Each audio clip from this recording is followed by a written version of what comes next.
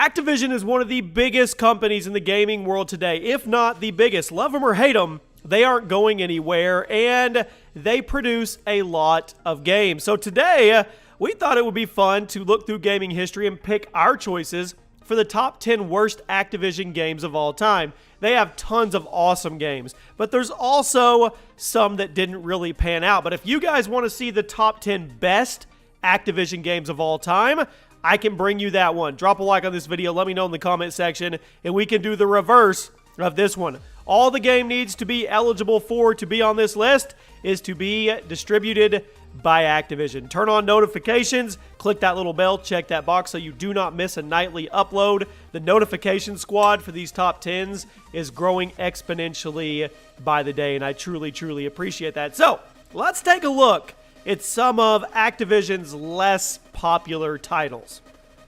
At number 10, we have SpongeBob Hero Pants, and man, how far has the SpongeBob name fallen? This game was released in 2015 alongside the Sponge Out of Water movie, and it went just about as well as you would expect from a movie tie-in game in 2015. There is hardly ever a good result from game to movie or movie to game. The game's horrible. Like many games, this one had different versions for both console and handheld systems, but both of them were pretty bad, with the console scoring an average of 28% and the handheld version scoring around 58%.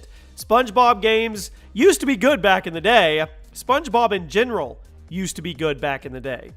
Yes, there is a video game about the hit show Duck Dynasty. You guys remember a year or two ago when these guys were everywhere? Well, there was a game made during that time, and it's pretty bad. Released in 2014, this is perhaps one of the most annoying games ever produced. It's almost like a parody of video games, but it's not a parody. It's an actual video game. I know, mind blown. Bad graphics, dumb script, crazy annoying characters. The game really had nothing to offer, and you weren't set up for success when you try to make a video game emulating the life of these Duck Dynasty guys.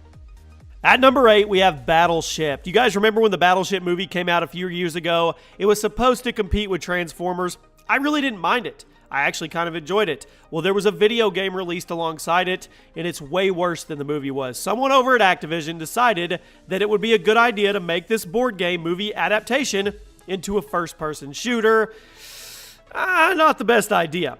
There are only 5 guns in the entire game. You heard me right. An FPS with 5 guns. Every single level has the exact same objective, and there are only a handful of enemy types. Plus, the voice acting is horrible, the graphics are pretty bad, and it really has nothing to do with Battleship the movie or the game. Just you steer clear of this one. There's plenty of good Activision titles out there, but this one is not one of them. I bet you forgot this game even existed, or you didn't even know it existed at all. At number 7, we have Pimp My Ride. Do you remember when this was a popular TV show? Pimp My Ride was a racing game released in 2006 and was based on the MTV show with the same name, which was a big deal back in the day. While I give it credit for having an insane amount of customization options, nearly everything else in the game is a nightmare. There are insane frame rate drops, constant crashes, terrible gameplay, and the game is just pointless, as you can unlock everything of importance rather quickly, and there's no incentive to keep playing after you get it all. I guess that's what we should expect from an MTV licensed game, though. You just can't really have high expectations when it comes to MTV and video games.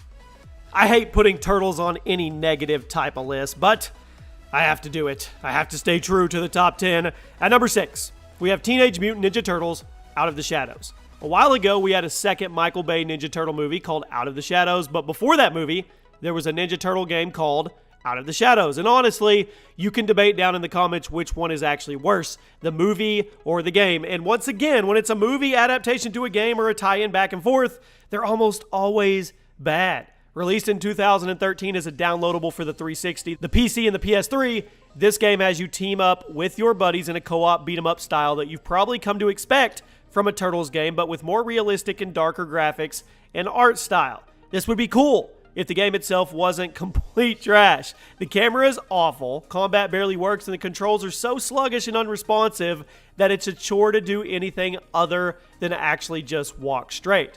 Not only that, But after the release of the 360 and the PC version, the PS3 release was delayed in order to fix the huge amount of bugs that was on the aforementioned versions. But when the PS3 port actually was released, all of the bugs were still there. It wasn't a good day for our boys at Heroes in a Half Shell, if you will. At number 5, it would just rip Tony Hawk. Tony Hawk's Pro Skater 5. This one is just sad. The Tony Hawk games are some of the best sports games ever made, with the Pro Skater franchise being one of the best reviewed and best-selling franchises in sports gaming history. After a long hiatus, the series made a return in 2015 and the first entry since Pro Skater 4 back in 2002. Well, was it worth the wait?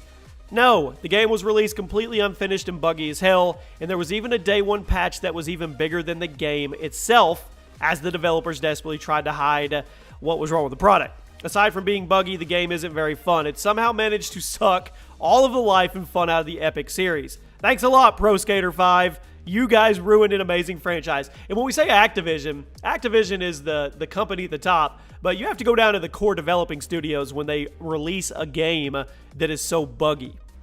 At number 4, we have The Legend of Korra, fans of Avatar. The Last Airbender was excited when the series was going to be continued with The Legend of Korra.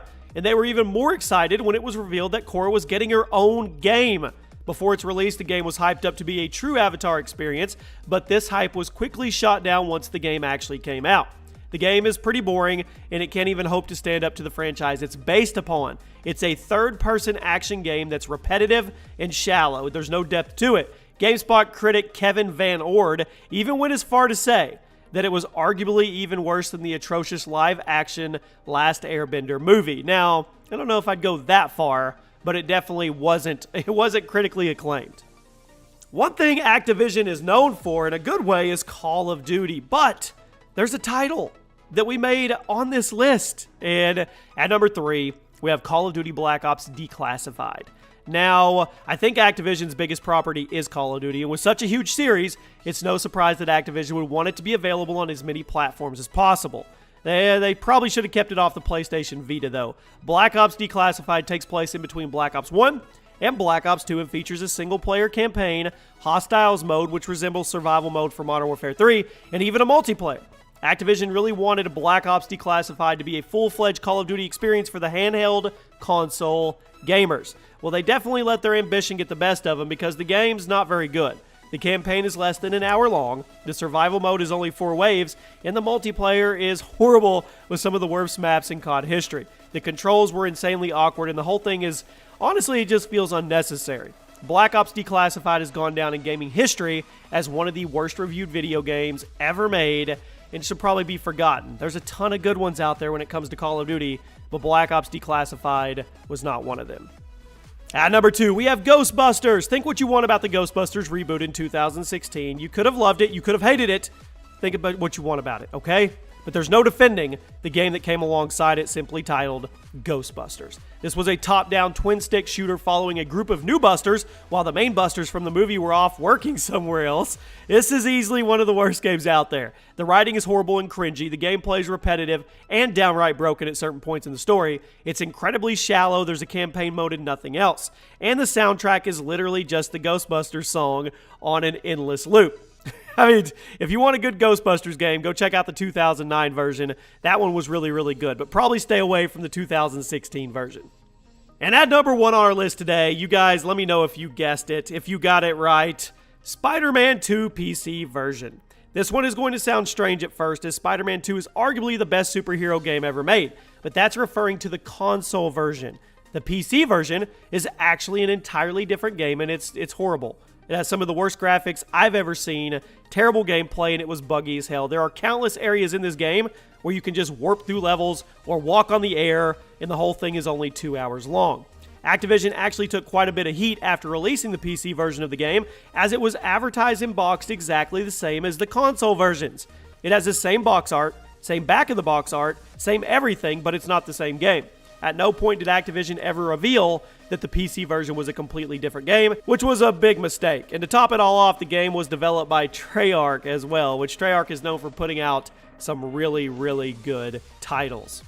So there you have it. Those are 10 of the worst Activision games ever made. If you guys would like to see 10 of the best Activision games ever made, drop a like on this video and let me know in the comment section. Make sure you check out the playlist below for all the top 10s that go up. We put up a brand new one every night, and there's a link if you guys want to submit top 10 ideas. It could end up being a video on the channel. I hope you guys have a great night, and I'll see you later.